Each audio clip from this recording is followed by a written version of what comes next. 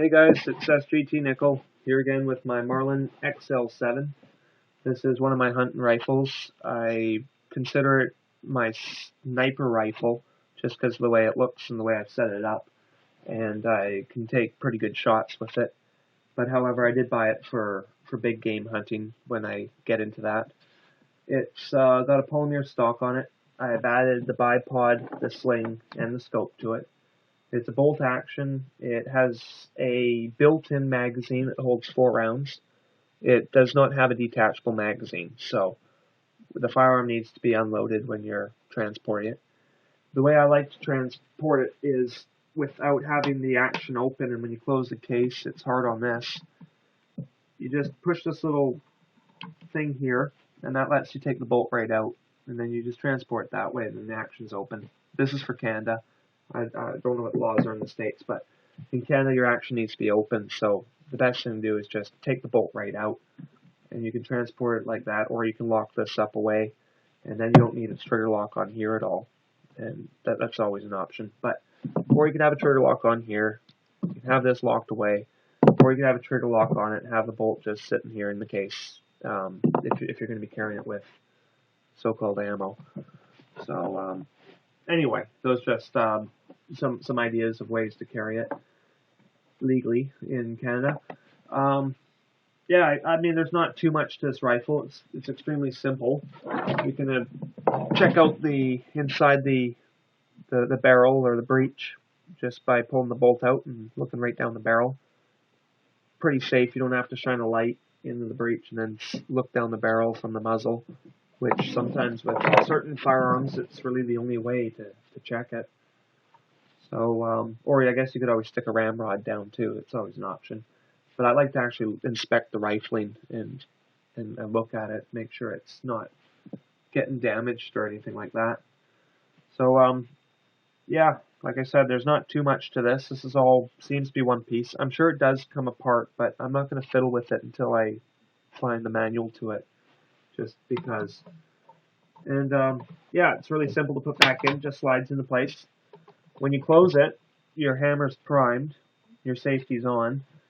So what I recommend if you want to disengage all that is just push your safety forward, you open it up, then you pull your trigger, and then you just close it again. And that de-primes your hammer. The nice thing about this firearm is you have a safety here, but you've also got a snag safety on the trigger. I don't know if you'll be able to see it if I bring it closer. But yeah, there you go. This little thing. There's a button that you have to push. See? Okay, it's primer's ready, or the hammer's primed. I grab it by the edge here, and I can't pull that trigger. I actually have to. I'm just going to dry fire it this one time, but I'll show you.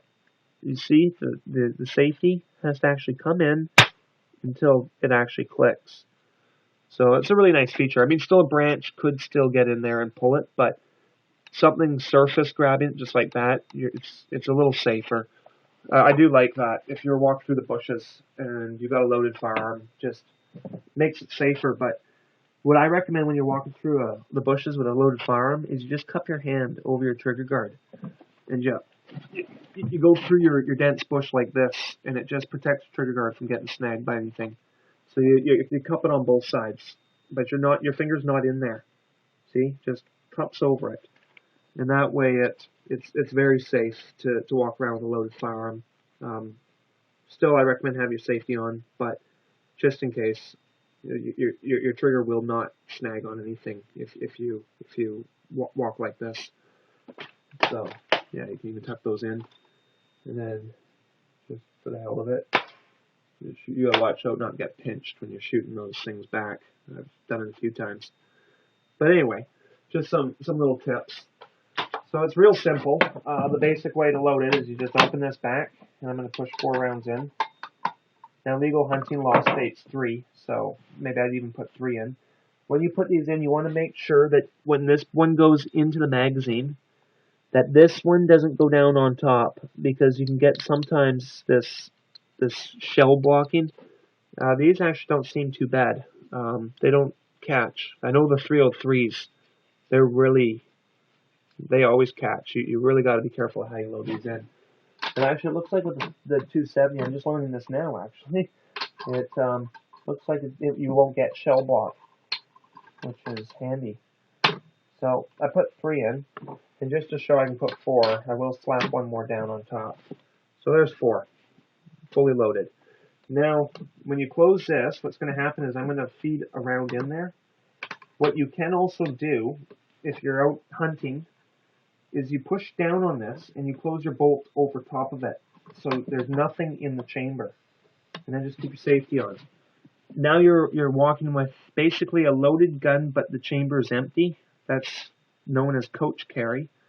So the reason it's called that is because in the Western days, quite often you would ride in the coach with normally a firearm, like shotgun quite often, but sometimes a rifle, and you would carry it this way. That way it couldn't discharge while you were in the coach. But then when you wanted to shoot, all you had to do is just rack it and feed one in, and that's it. And now you were ready. And then to unload, basically you just have to feed through them all. So I could go bang if I wanted, bang if I wanted, or it's just unload after if you decide you don't want to take the shot. So I mean it's not always the most conventional. I really like having a detachable magazine, but for the price I paid for this bolt action, it is what it is, and it's really sweet. I paid $250. I got a really good deal on it. I bought it brand spanking new. The guy who sold it to me, he knew me. I've been buying lots of guns from him, so he gave me a break on this. And yeah, as far as accuracy goes, there's nothing wrong with it. It's a very, very, very accurate gun. Another feature I do like about it, I'll just quickly show, is this back cheek piece. I'm right-handed shooter. I'm right-eye dominant, so having that on this side is really handy. You could always get an ambidextrous, but I think if you're a left-handed shooter, you should try and get a firearm where it ejects on the opposite side. Just because of convenience, you always want to eject away from your body, not across your body. You can get hot shell casings down your shirt and things like that. Just not too much fun. So anyway, I don't know. That's really all I've got to say about this one. I quite like it. If you're thinking about getting something that shoots 270 and your budget isn't that high, I would recommend definitely going for something like this. The scope's a little more expensive, but you can pretty much put any scope you want. You could always go with a red dot if you're shooting at closer ranges. Really, as far as customization goes on this, I mean, as far as your imagination goes. So, anyway, yeah. And just another thing is, like, when I ghillie up, in my ghillie suit, I like to use this, and I cam this gun up. It cams up very well. Bolt actions are great just because they're very simple. There's not many moving parts, so when you cam it up, you can wrap across here, for instance, and this is really the only place it needs to stay open as far as where your moving parts are, so that nothing gets caught up. Anyway, I hope that's interesting to some people, and if you have any questions or comments about this, feel free to share.